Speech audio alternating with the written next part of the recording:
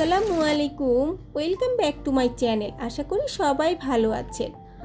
আজ আবারও একটি রেসিপি নিয়ে হাজির হয়ে গেছি।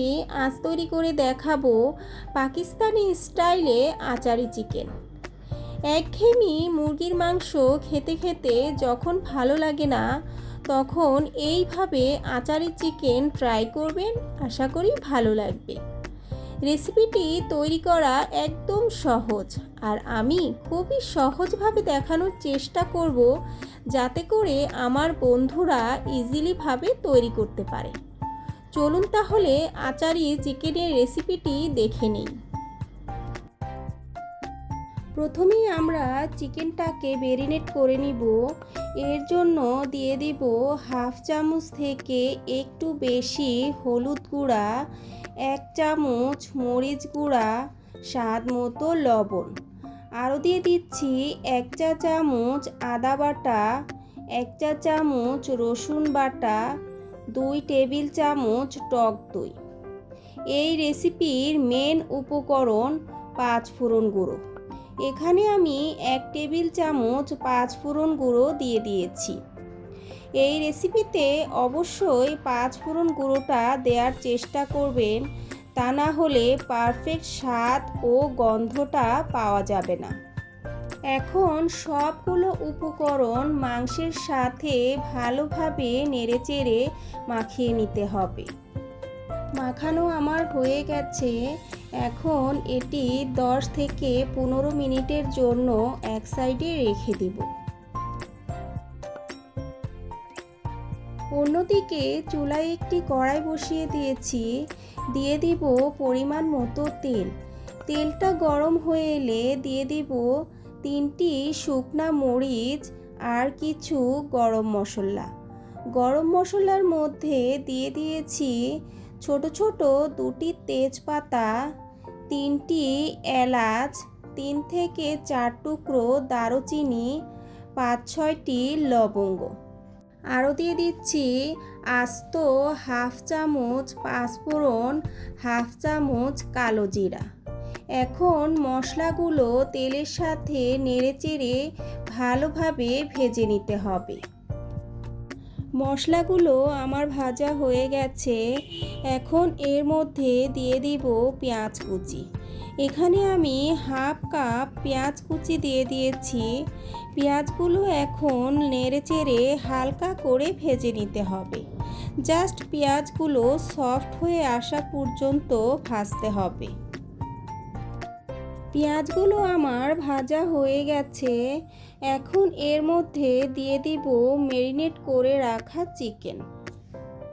চিকেনটা দিয়ে ভালোভাবে নাড়াচাড়া করে মিশিয়ে নিতে হবে। এখানে আমি বাটিটা ধুয়ে সামান্য একটু পানি দিয়ে দিয়েছি। এরপর আবারও নাড়াচাড়া করে একটি ঢাকনা দিয়ে ঢেকে দিতে হবে 2 থেকে 3 মিনিটের জন্য। 2 মিনিট পর ঢাকনাটা খুলে আবারও নাড়াচাড়া করে দিতে হবে। নাড়াচাড়া করে দেওয়ার পর এখন দিয়ে দিব 1 টেবিল চামচ কাশ্মীরি লঙ্কা। এই রেসিপিতে অবশ্যই কাশ্মীরি লঙ্কাটা দেওয়ার চেষ্টা করবেন, তাহলে এর কালারটা পারফেক্ট আসবে। বন্ধুরা, যারা এখনও আমার চ্যানেলটি সাবস্ক্রাইব করেননি, চ্যানেলটি সাবস্ক্রাইব করে দেবেন, আর যারা করেছেন তাদেরকে অসংখ্য অসংখ্য ধন্যবাদ। আরও দিয়ে দিব টমেটো পেস্ট। এখানে আমি হাফ কাপ টমেটো পেস্ট দিয়ে দিয়েছি। এই রেসিপিতে আমি কোনো প্রকারের পানি ব্যবহার করব না।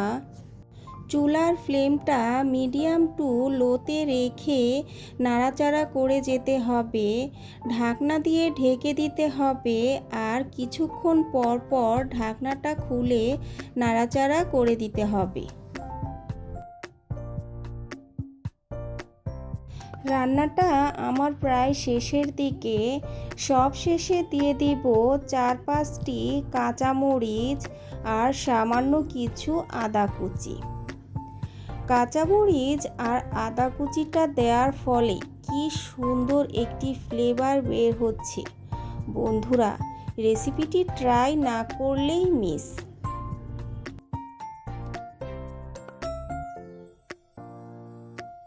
সামান্য একটু নাড়াচাড়া করে একটি ঢাকনা দিয়ে ঢেকে দিতে হবে প্রায় 2 মিনিটের জন্য।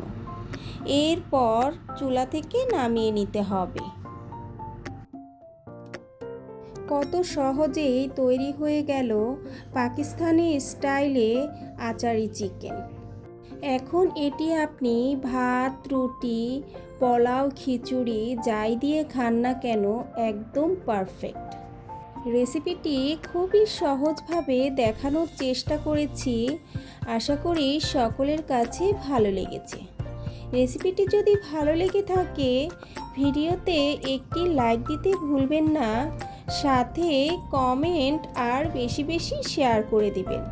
আল্লাহ হাফেজ।